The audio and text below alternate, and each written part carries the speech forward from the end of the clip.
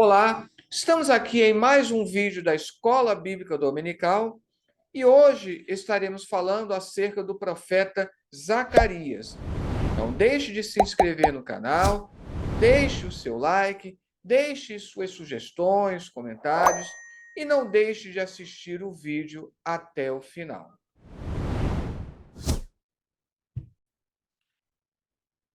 Estaremos estudando hoje a lição de número 12, que nos traz como título Zacarias vivendo hoje, sem esquecer das promessas para o futuro. Texto áureo: e eu os fortalecerei no Senhor e andarão no seu nome, diz o Senhor. Zacarias 10, 12. Verdade aplicada. O cristão deve ser um instrumento de Deus para consolar e encorajar outros em tempos de perplexidades e aflições. Textos de referência: Zacarias, capítulo 1, versículos 1 e 2. No 8º mês do 2º ano de Dario, veio a palavra do Senhor ao profeta Zacarias, filho de Baraquias, filho de Ido, dizendo: O Senhor tem estado em extremo desgostoso com vossos pais. Portanto, dize-lhes: Assim diz o Senhor dos Exércitos: Tornai para mim, diz o Senhor dos Exércitos, e eu tornarei para vós, diz o Senhor dos Exércitos. E não sejais como vossos pais, aos quais clamavam os primeiros profetas, dizendo: Assim diz o Senhor dos Exércitos: Convertei-vos agora dos vossos maus caminhos e das vossas más obras, mas não ouviram, nem me escutaram, diz o Senhor. Motivo de oração: ore para ser um instrumento de Deus para consolar e encorajar outros. Ponto de partida: devemos olhar para o futuro com esperança. Introdução: Zacarias foi uma voz profética para trazer ânimo e vigor para todos os que se achavam desanimados. Sua profecia é um chamado ao arrependimento e uma palavra de esperança, mediante ao sincero arrependimento. Zacarias, assim como o profeta Ageu, motivou o povo a completar a edificação da casa do Senhor, que aconteceu em 516 a.C. Muitos judeus optaram por continuar na Babilônia, por já terem construído suas vidas naquele país. No entanto, os que voltaram depois de vencido o desânimo, trabalharam aplicadamente na edificação do templo.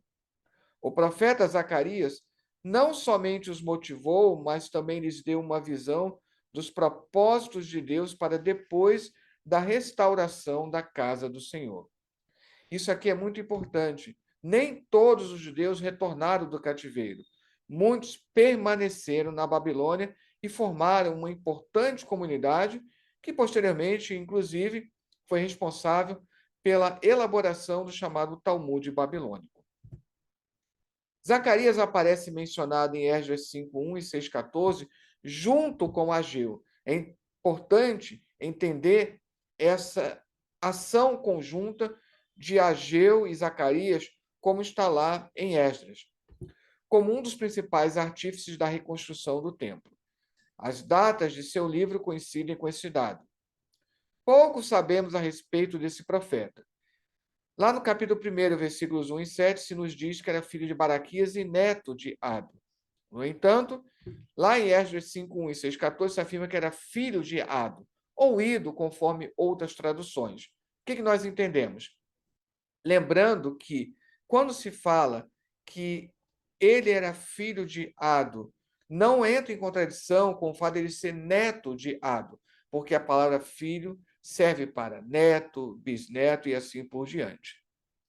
Quanto à sua idade no momento da vocação, os que o identificam com um jovem que aparece em 2:8 afirmam que ele era um rapaz, mas não existe motivo para essa identificação. O texto sugere antes o contrário. Então, lá em 2:4, conforme está na Almeida, e que corresponde ao versículo 8 no texto massorético, ou seja, no texto hebraico.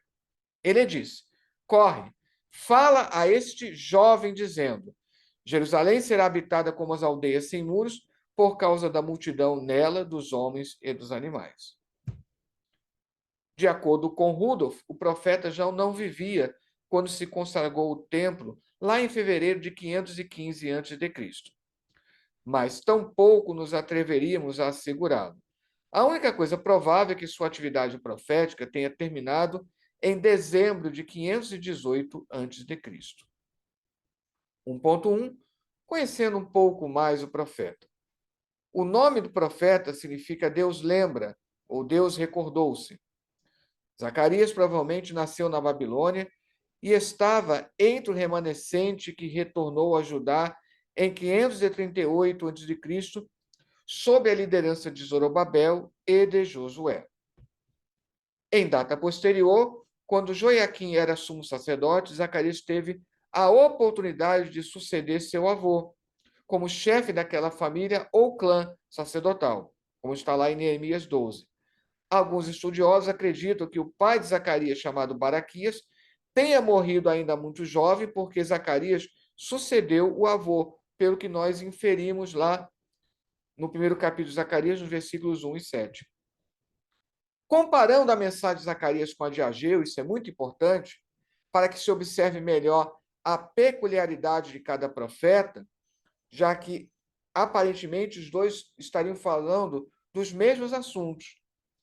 Mas os dois grandes temas que preocupam Ageu, a saber, a reconstrução do templo e a restauração do Estado ou do povo, aparecem também em Zacarias, embora invertendo sua importância. Enquanto Ageu centra sua atenção no primeiro, ou seja, na reconstrução do templo, isso fica notório durante todo o livro, e só concede um breve apêndice ao segundo, Zacarias fará o contrário. Ele centra na reconstrução do Estado, ou, melhor dizendo, do povo. 1.2. A mensagem do profeta. A profecia de Zacarias começa com uma chamada ao arrependimento, seguida por 8 visões. Cada uma delas tinha um objetivo. Os primeiros 8 capítulos são sobre a reconstrução do templo, e os capítulos restantes, 9 a 14, têm sido alvo de muitas discussões entre os estudiosos. Isso porque, com temáticas aparentemente diferentes, os 8 primeiros capítulos são creditados ao profeta Zacarias, que é filho de Baraquias, enquanto que do 9 ao 14 eles são creditados a um outro profeta que talvez seja discípulo de Zacarias e que muitos chamam então de Deuteros Zacarias. Isso porque parece ter sido escrito 30 anos mais tarde, gerando assim uma dúvida sobre a autoria de Zacarias. Entretanto, essas discussões não devem minimizar a importância da mensagem contida no livro.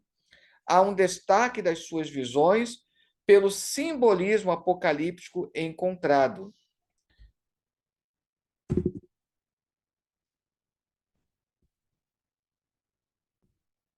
As mensagens contidas nos capítulos 1 a 8 abrangem as datas de 520 a 518 a.C. Já as mensagens que se estendem do capítulo 9 a 14 foram escritas mais ou menos em 480 a.C. Devem ter sido escritas nos últimos anos de Zacarias. Desconhecemos a duração do ministério de Zacarias, mas seu livro contém 3 notações de tempo. Tanto o ministério de Zacarias quanto o de Ageu foi de estimular o restante que voltou para reconstruir o templo e nutrir a esperança de vitória sobre todo e qualquer inimigo. Na verdade, entre os estudiosos, considera-se, então, Zacarias do 1 ao 8 como o proto-Zacarias, enquanto Zacarias do 9 ao 14 é acreditado a outro profeta, Deuteros Zacarias, como nós já dissemos, possivelmente discípulo. E outros ainda dividiam, hoje não se faz mais tanto isso, mas outros ainda dividiam do 9 ao 11 como Deuteros Zacarias e do 12 ao 14 como Trito Zacarias. Subtópico 1.3, convocação geral ao arrependimento. Quando a obra do templo tinha pouco mais de um mês e a sua singeleza não se equiparava ao templo anterior, o povo se sentiu desanimado. Zacarias os advertiu contra a evidente e crescente disposição deles em voltar às mesmas práticas de seus pais, ou seja, a desobediência ao Senhor. Esse comportamento de seus antepassados havia trazido o juízo de Deus sobre eles, culminando com o exílio babilônico. A palavra do profeta é um lembrete do que acontecera no passado e de como eles estavam tendenciosos a repetir o mesmo erro, ignorando a restauração da casa do Senhor numa clara demonstração de pouco ou nenhum interesse pelas coisas espirituais. A mensagem de Zacarias começa com um chamado à conversão. Ageu dizia que Deus estava irritado com os judeus porque não reconstruíam o templo. Já Zacarias diz que Deus está irritado com os judeus porque não se convertem de sua má conduta e de suas más ações, porque não ouvem nem lhe obedecem. Então, observe, enquanto Ageu está muito mais preocupado com a reconstrução do templo, já Zacarias está preocupado com a reconstrução da vida espiritual de cada judeu. Ageu se baseia na ideia cananeia de que Deus não enviará chuva enquanto não tiver seu palácio. Já Zacarias se baseia nos antigos profetas que convidavam a conversão. Ageu põe em primeiro plano o culto e não diz nenhuma palavra sobre a ética. Zacarias põe a ênfase na ética e, num primeiro momento, não diz nada sobre o culto. Fazendo então um balanço do primeiro tópico, eu ensinei que é preciso entender que o verdadeiro arrependimento não traz de volta as antigas práticas. O arrependimento sincero produz um novo modo de vida. Tópico 2, as palavras proféticas de Zacarias. O profeta Zacarias recebeu de Deus mensagem de esclarecimento quanto ao seu desagrado em relação ao comportamento do povo. Palavras animadoras para a continuidade da reconstrução do templo e profecias messiânicas. 2.1. O jejum que não agradou a Deus. Conforme vários comentaristas, os jejuns no quinto e no sétimo mês, como são descritos lá em Zacarias 7, lembravam, respectivamente, a destruição do templo, como está lá em 2 Reis 25, e o assassinato de Gedalias, ou Godolias em outras traduções. Ainda que com boas intenções, esses jejuns eram instituições meramente humanas, não haviam sido ordenados por Deus, e o objetivo era uma justiça baseada em obras de auto-retidão. O povo não ouviu quando Deus enviou seus profetas com mensagens, alertando-os sobre a necessidade de arrependimento e obediência à sua palavra. Por isso, praticavam o jejum e a penitência, em sinal de tristeza e arrependimento, entre aspas, mediante alguma situação. O Antigo Testamento contém numerosas declarações afirmando o desejo do Senhor de receber sacrifícios que seu povo oferecia de um coração adorável. Zacarias não apoiou nem condenou a prática do jejum. Ele está apenas criticando o uso vazio do jejum. O povo não obteve uma resposta simples à sua pergunta original sobre o jejum. A resposta que o Senhor lhes deu exigiu profunda introspecção espiritual para obter a resposta apropriada. No ponto dos desejos de Deus em relação ao jejum do seu povo, Zacarias confiou fortemente nas profecias anteriores de Isaías. O profeta Isaías declarou explicitamente que jejuar sem retidão e justiça não traz prazer ao Senhor. Isso nós encontramos tanto lá no início do livro, quanto lá no capítulo 58. Então, aqui Zacarias tem esse ponto de contato com o profeta Isaías. Essas passagens isaiânicas são paralelas aos temas de Zacarias 7, muito de perto, servindo como um fundamento teológico para o ensino de Zacarias. 2.2 A causa do cativeiro. Deus diz por meio de Zacarias que a terra de Israel ficou arrasada, porque o povo havia desprezado suas palavras e não escutaram a mensagem que os profetas traziam em seu nome. A desobediência era a fonte de toda aquela situação que viveram na Babilônia. O povo de Israel era um povo poderoso, que havia sido predestinado por Deus para ser o povo escolhido, do qual descenderia o Messias. Mas se tornaram desprezados, insignificantes, e estavam em sua pátria por permissão do rei persa. Aquele povo estava ferido em seu orgulho nacional, no entanto, não conseguiam perceber que tudo fora consequências das más escolhas que fizeram. A restauração de Jerusalém é central aos capítulos 1 ao 8, para entender depois a diferença em relação aos restantes capítulos. Ao declarar a profunda ligação emocional com a cidade, o Senhor promete restaurar-lhe a prosperidade, tomará residência uma vez mais em Sião e sobrenaturalmente a protegerá. O foco da cidade restaurada será a habitação de Deus, o templo reconstruído. Esses residentes da cidade, que ainda estão no exílio, voltarão em grandes levas. 2.3 Visões do reino messiânico. As visões do reino messiânico encontram-se no capítulo 9 ao 14 do livro de Zacarias. Elas dizem respeito ao rei messiânico, o pastor rejeitado, o povo restaurado e a soberania divina. A profecia de Zacarias 9:9 foi cumprida cabalmente na entrada triunfal de Jesus em Jerusalém, como nós vemos, por exemplo, em Mateus 21. Apesar daquele tempo de dificuldade, o profeta trazia uma mensagem de esperança em um futuro melhor, quando finalmente o Senhor reinará sobre a terra. Os autores dos evangelhos fizeram muitas citações do livro de Zacarias, mais do que qualquer outro profeta menor, o que indica a forte preocupação messiânica de Zacarias ao olhar para o futuro do povo de Deus. Como já observado, Zacarias 9 a 14 amplia a visão escatológica dos capítulos 1 ao 8 em muitas formas. Não que os 8 primeiros capítulos tenham uma abordagem escatológica, mas ela estará muito mais salientada aqui nos capítulos de 9 ao 14.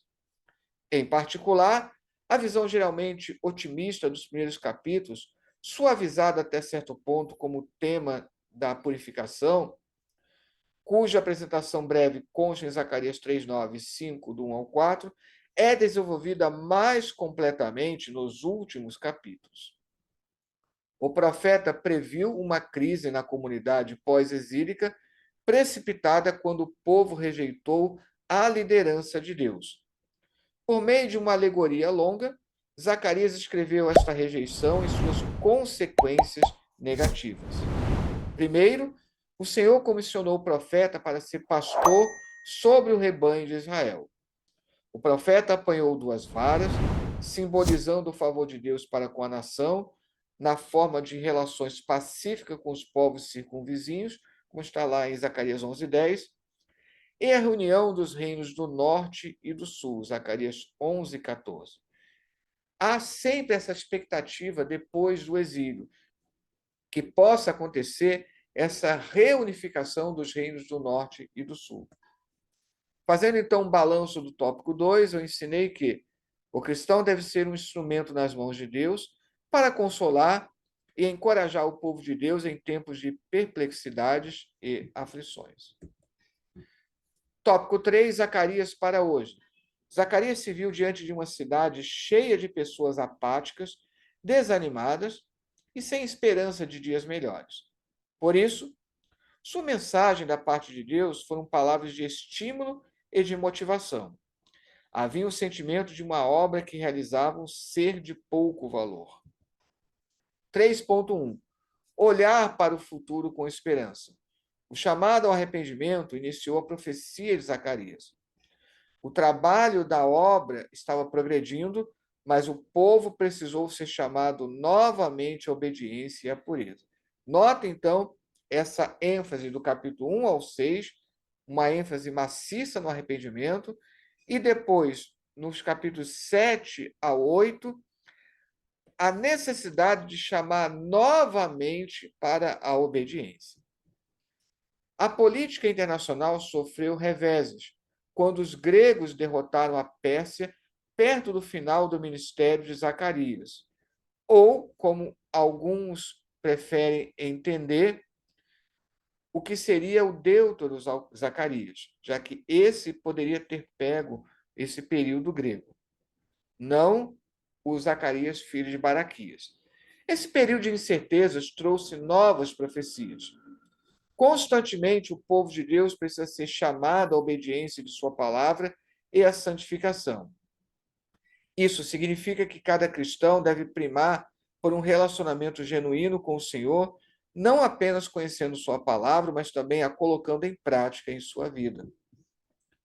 A visão escatológica de Zacarias culmina com o estabelecimento do governo de Deus, como está lá em Zacarias 14:9, desde a capital Jerusalém, como está no versículo 16. Esse reinado trará bênçãos agrícolas para a terra prometida.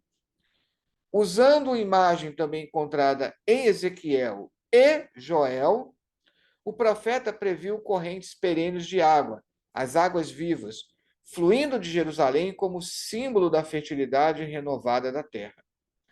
A abundância de grãos e vinho novo, como também a presença de jovens robustos e moças esbeltas, serão sinais claros das bênçãos de Deus, como está lá em Zacarias 9:17.